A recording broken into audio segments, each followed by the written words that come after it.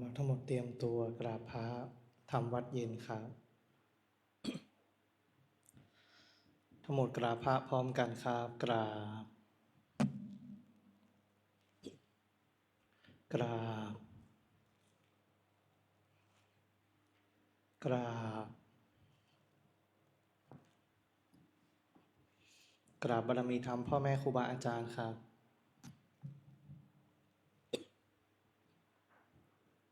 ทั้งหมดกล่าวคำบูชาพระรัตนตรัยพร้อมกันครับอิมินาสการะนะพุทธังอภิปูชยามะอิมินาสการะนะธัมมังอภิปูชยามะอิมินาสการะนะสังฆังอภิปูชยามะอะระหังสัมมาสัมพุทโธภคะวาพุทธังภคะวันตังอภิวาเทมิสวากขาโตภะคะวะตาธัมโมธัมมังนามัสสามิสุปฏิปันโนภะคะวะโตสาวกสังโฆสังฆังนะมามิเปิดหนังสือไปหน้าที่ 4ครับหันธรรมยังพุทธัสสะภะคะวะโตปุพพาคณมะการังกะโรมาเซนะโมตัสสะภะคะวะโตอะระหะโตสัมมาสัมพุทธัสสะนะโมตัสสะภะคะวะโตอะระหะโตสัมมาสัมพุทธัสสะนะโมตัสสะภะคะวะโตอะระหะโตสัมมาสัมพุทธัสสะพุทธังสรณังคัจฉามิธัมมังสรณังคัจฉามิสังฆังสรณังคัจฉามิทุติยมปิพุทธังสรณังคัจฉามิทุติยมปิธัมมังสรณังคัจฉามิทุติยมปิสังฆังสรณังคัจฉามิตติยมปิพุทธังสรณังคัจฉามิตติยมปิธัมมังคัจฉามิตติยมปิสังฆังสรณังคัจฉามิ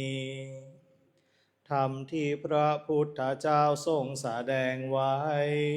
เพื่อประโยชน์ของสัตว์โลกเป็นธรรมที่เห็นได้ยากยิ่งสำหรับธรรมที่จะกล่าวต่อไปนี้เป็นธรรมที่สามารถกระทำความสงบอันประเสริฐและสามารถประทานซึ่งสมบัติทั้งปวงเป็นเครื่องสงบเหตุร้ายทั้งปวงเป็นเครื่องป้องกันอมนุษย์และยักษ์เป็นเครื่องระงับความตายก่อนกำหนดเวลาเป็นเครื่องขจัดความเศร้าโศกและโรคเป็นเครื่องย้ำยีกำลังของข้าศึกเป็นเครื่องจำเริญชัยชนะแด่พระราชา เป็นเครื่องนำสิ่งที่ไม่น่าปรารถนาทั้งปวงออกไป เป็นธรรมอันประเสริฐข้าพระเจ้าจากแสดงคุณธรรมเช่นนั้นตามสภาพที่เป็นจริงณที่ใดมีผู้กล่าวว่าจะสรรเสริญพระคุณอันประเสริฐของพระรัตนตรัยด้วยจิตที่เลื่อมใสณที่นั้นความสุขความสบายและความสวัสดีย่อมมีแก่ผู้นั้นตลอดกาลทุกเมื่อ เปิดหนังสือไปหน้าที่8ครับหันธรรมยังปฏิจจสมุปาทธรรมเมสุอิทัปปัจจยตาทิธรรมปะทังพนามาเสอิทาภิกขเวอริยสาวโกปฏิจจสมุปาทันเยวะสาธุกังโยนิโสมานาสิกโรติภิกษุทางหลายอริยสาวกในธรรมวินัยนี้ย่อมกระทำไว้ในใจโดยแยบคายเป็นอย่างดีซึ่งปฏิจจสมุปบาทนั้นเทียวดังนี้ว่าอิมัสสมิงสติอิทังโหติเมื่อสิ่งนี้มีสิ่งนี้ย่อมมีอิมัสสุปาทาอิทังอุปัชชาติเพราะความเกิดขึ้นแห่งสิ่งนี้สิ่งนี้จึงเกิดขึ้นอิมัสสมิงอสติอิตังนะโหติเมื่อสิ่งนี้ไม่มีสิ่งนี้ย่อมไม่มีอิมัสสนิโรธาอิทังนิรุจจติเพราะความดับไปแห่งสิ่งนี้สิ่งนี้จึงดับไปยะทิทังได้แก่สิ่งเหล่านี้คืออวิชชาปัจจยาสังขาราเพราะมีอวิชชาเป็นปัจจัยจึงมีสังขารทั้งหลายสังขาราปัจจยาวิญญาณังเพราะมีสังขารเป็นปัจจัยจึงมีวิญญาณวิญญาณปัจจยานามรูปังเพราะมีวิญญาณเป็นปัจจัยจึงมีนามรูปนามรูปปัจจยาสลายตนังเพราะมีนามรูปเป็นปัจจัยจึงมีสลายตนะสลายตนะปัจจยาภัสโสเพราะมีสลายตนะเป็นปัจจัยจึงมีผัสสะผัสสะปัจจยาเวทนาเพราะมีผัสสะเป็นปัจจัยจึงมีเวทนาเวทนาปัจจยาตัณหาเพราะมีเวทนาเป็นปัจจัยจึงมีตัณหาตัณหาปัจจยาอุปาทานังเพราะมีตัณหาเป็นปัจจัยจึงมีอุปาทานอุปาทานาปัจจยาภโวเพราะมีอุปาทานเป็นปัจจัยจึงมีภพว่าปัจจยาชาติเพราะมีภพเป็นปัจจัยจึงมีชาติชาติปัจจยาชรามรณังโสกปริเทวทุกขโทมานัสสุปายาสาสัมภวันติเพราะมีชาติเป็นปัจจัยชรามรณะโสกปริเทวทุกขโทมานัสอุปายาสะทางหลายจึงเกิดขึ้นครบถ้วนเอวะเมตัสสะเกวลัสสะทุกขขันธัสสะ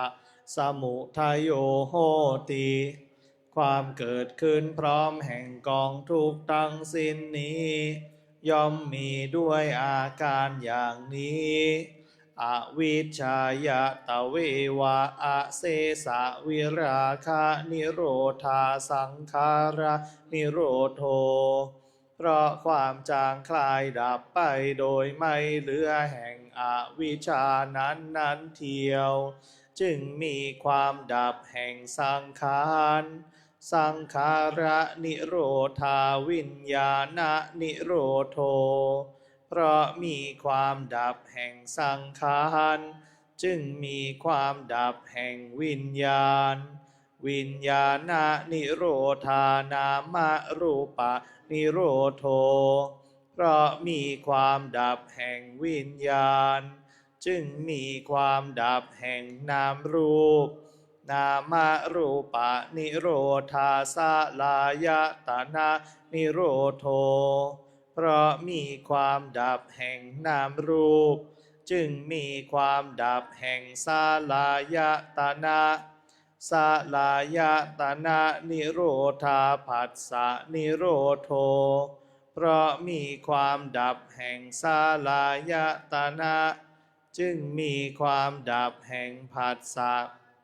ผัสสะนิโรธาเวทนานิโรโธเพราะมีความดับแห่งผัสสะจึงมีความดับแห่งเวทนาเวทนานิโรธาตัณหานิโรโธเพราะมีความดับแห่งเวทนาจึงมีความดับแห่งตัณหาตัณหานิโรธาอุปาทานานิโรโธเพราะมีความดับแห่งตัณหาจึงมีความดับแห่งอุปาทานอุปาทานานิโรธาภาวะนิโรโธเพราะมีความดับแห่งอุปาทานจึงมีความดับแห่งภพภาวะนิโรธาชาตินิโรโธเพราะมีความดับแห่งภพจึงมีความดับแห่งชาติชาตินิโรธาชารามรณังโสกะปริเทวะทุกขะโทมานัสสุปายาสานิรุจฉันติเพราะมีความดับแห่งชาตินั้นแลชรามรณะโสกะปริเทวะทุกขะโทมานัสอุปายาสะทางหลายจึงดับสิ้นเนวะเมเกวาลัสสะทุกขคันทัสสะนิโรโธโหติติความเกิดขึ้นแห่งกองทุกข์ทั้งสิ้นนี้ย่อมมีด้วยอาการอย่างนี้ดังนี้เปิดหนังสือไปที่หน้า26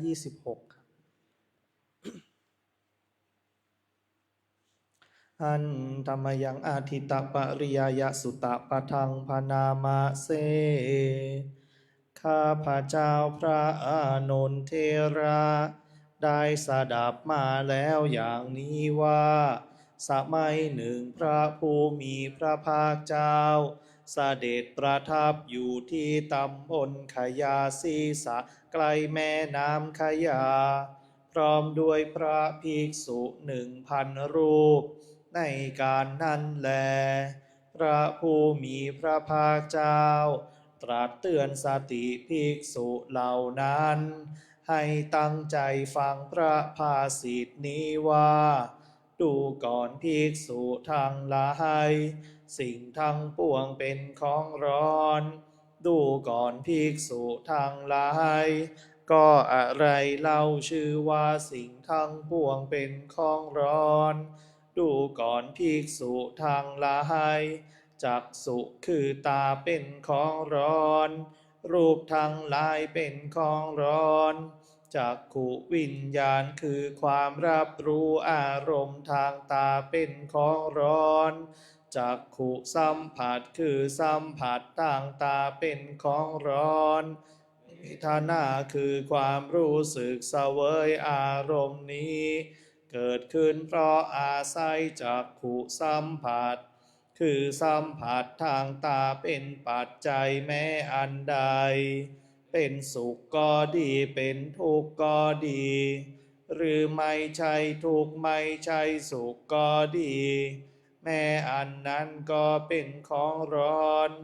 ร้อนเพราะอะไร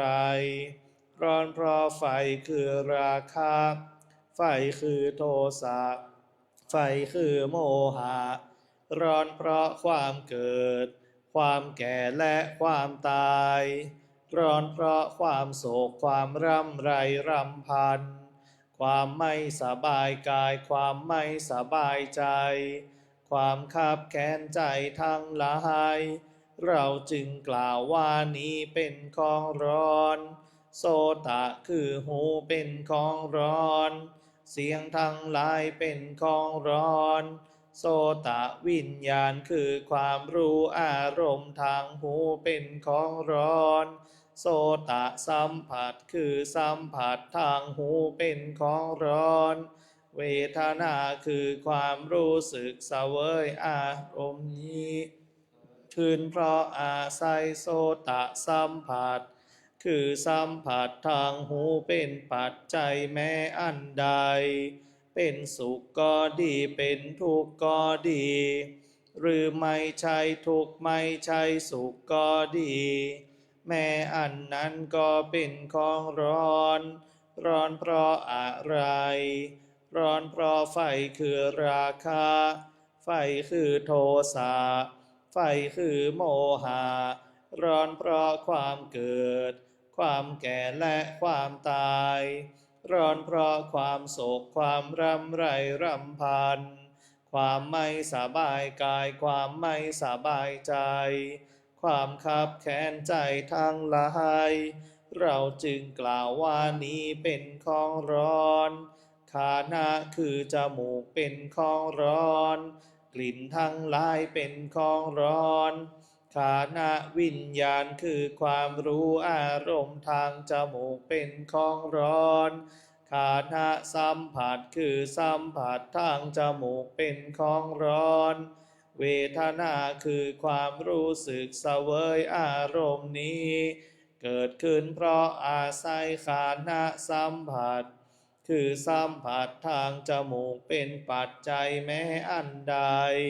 เป็นสุขก็ดีเป็นทุกข์ก็ดี หรือไม่ใช่ทุกข์ไม่ใช่สุขก็ดี แม้อันนั้นก็เป็นของร้อน ร้อนเพราะอะไร ร้อนเพราะไฟคือราคะ ไฟคือโทสะ ไฟคือโมหะ ร้อนเพราะความเกิด ความแก่และความตาย ร้อนเพราะความโศกความร่ำไรรำพัน ความไม่สบายกายความไม่สบายใจ ความคับแค้นใจทั้งหลายเราจึงกล่าวว่านี้เป็นของร้อนชิวหาคือลิ้นเป็นของร้อนรสทั้งหลายเป็นของร้อนชิวหาวิญญาณคือความรู้สึกเสวยอารมณ์ทางลิ้นเป็นของร้อนชิวหาสัมผัสคือสัมผัสทางลิ้นเป็นของร้อนเวทนาคือความรู้สึกเสวยอารมณ์นี้เกิดขึ้นเพราะอาศัยชิวหาสัมผัสคือสัมผัสทางลิ้นเป็นปัจจัยแม้อันใดเป็นสุขก็ดีเป็นทุกข์ก็ดีหรือไม่ใช่ทุกข์ไม่ใช่สุขก็ดีแม้อันนั้นก็เป็นของร้อน ร้อนเพราะอะไร ร้อนเพราะไฟคือราคะ ไฟคือโทสะ ไฟคือโมหะ ร้อนเพราะความเกิด ความแก่และความตาย ร้อนเพราะความโศกความร่ำไรรำพัน ความไม่สบายกายความไม่สบายใจ ความคับแค้นใจทั้งหลายเราจึงกล่าวว่านี้เป็นของร้อนกายเป็นของร้อนโผฏฐัพพะคือสิ่งที่ถูกต้องทางกายเป็นของร้อนกายวิญญาณคือความรู้อารมณ์ทางกายเป็นของร้อน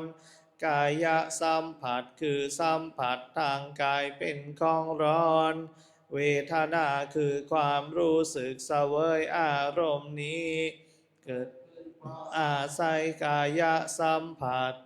คือสัมผัสทางกายเป็นปัจจัยแม้อันใดเป็นสุขก็ดีเป็นทุกข์ก็ดีหรือไม่ใช่ทุกข์ไม่ใช่สุขก็ดี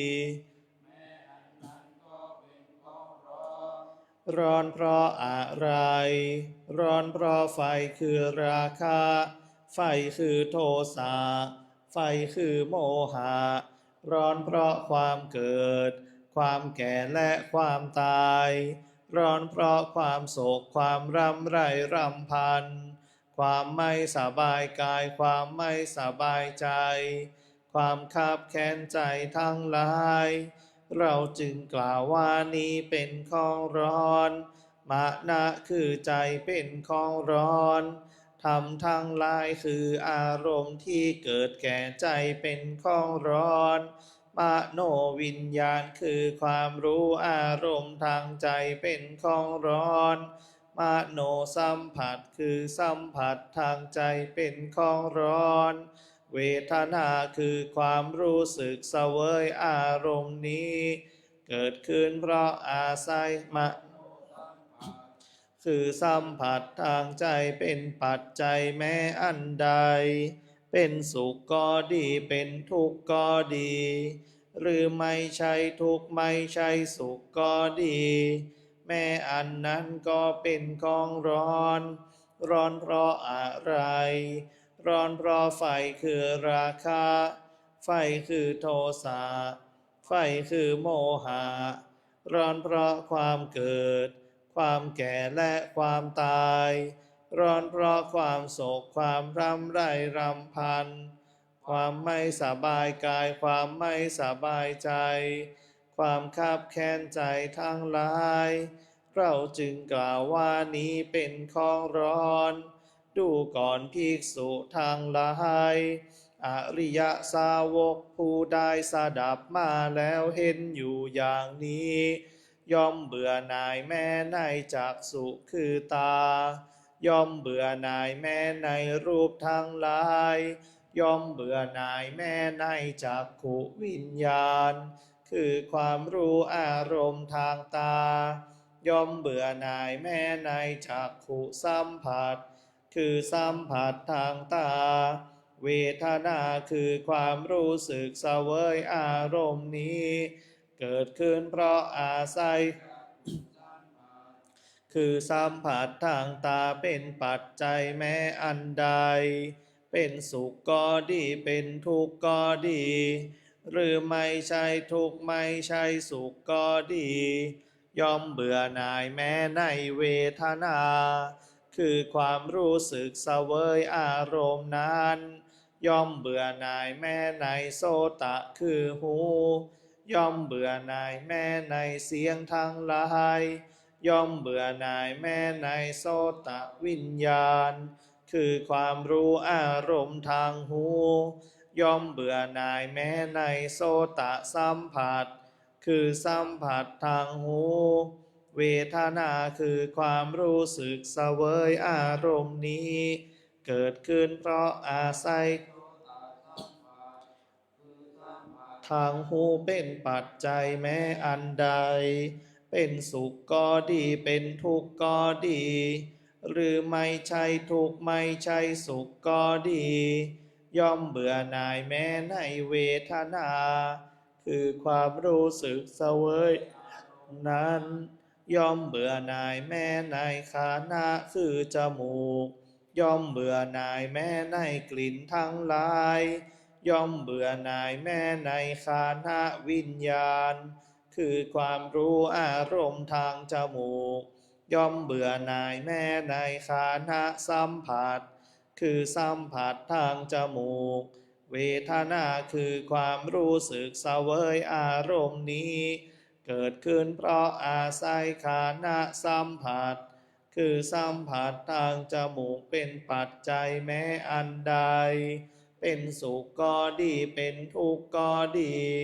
หรือไม่ใช่ทุกข์ไม่ใช่สุขก็ดี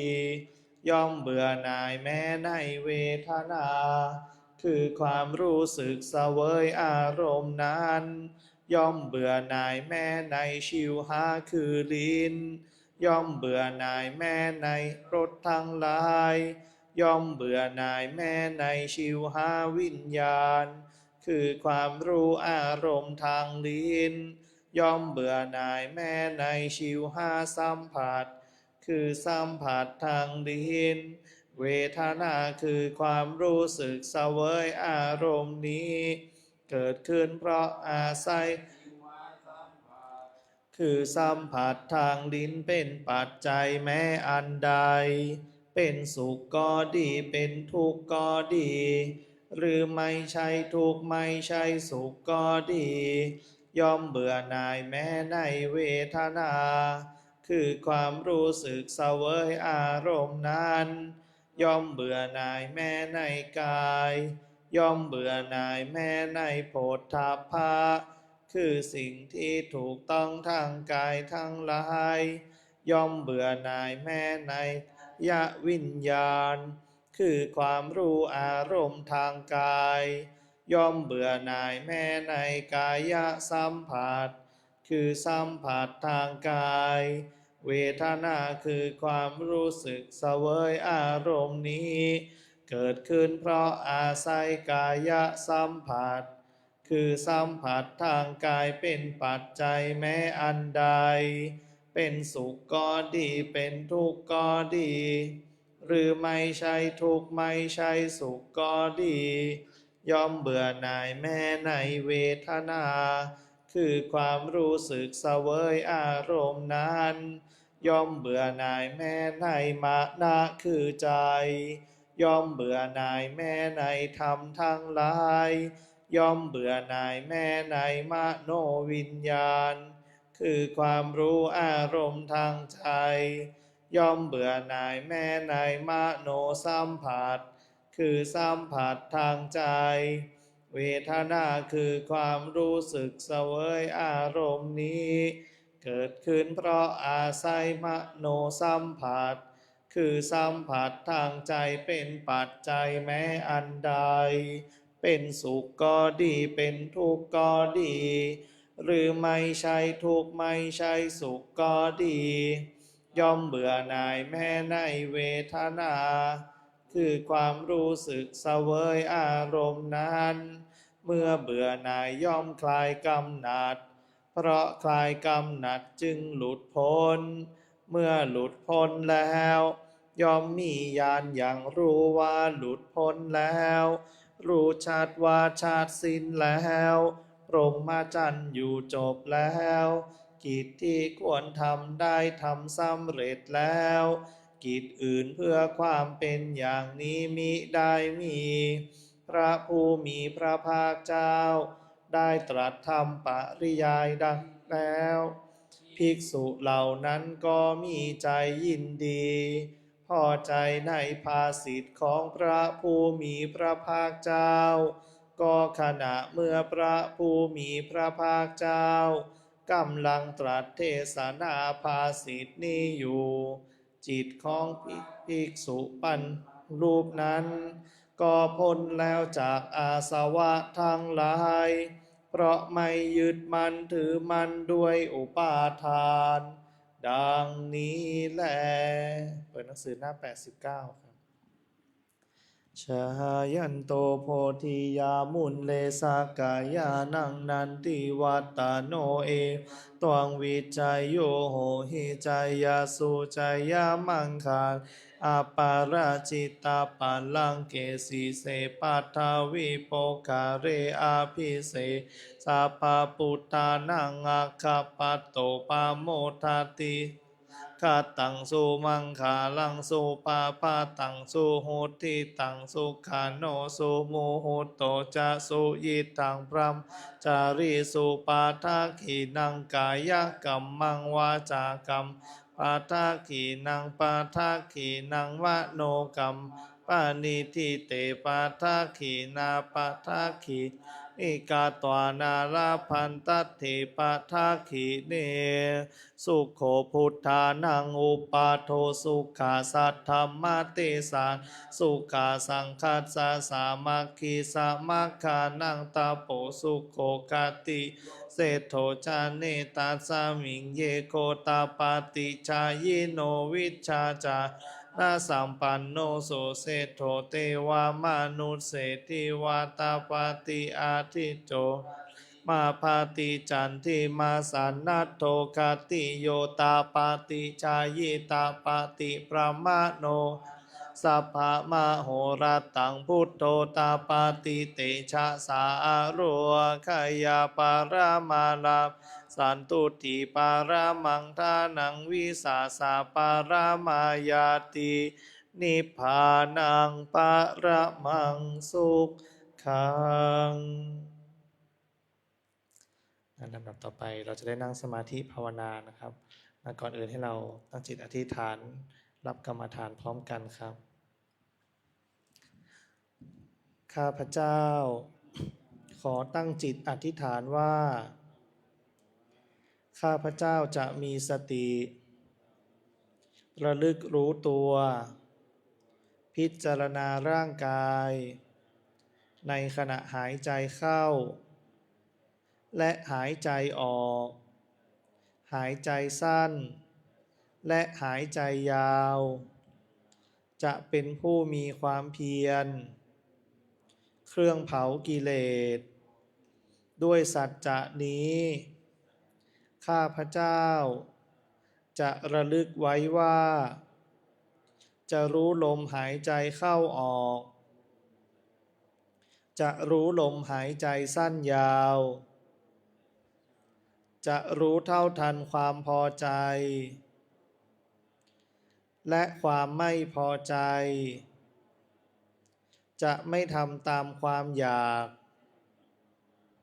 จะไม่หลงในความสุขจะไม่ผลักไสความทุกข์ตลอดการนั่งสมาธิในครั้งนี้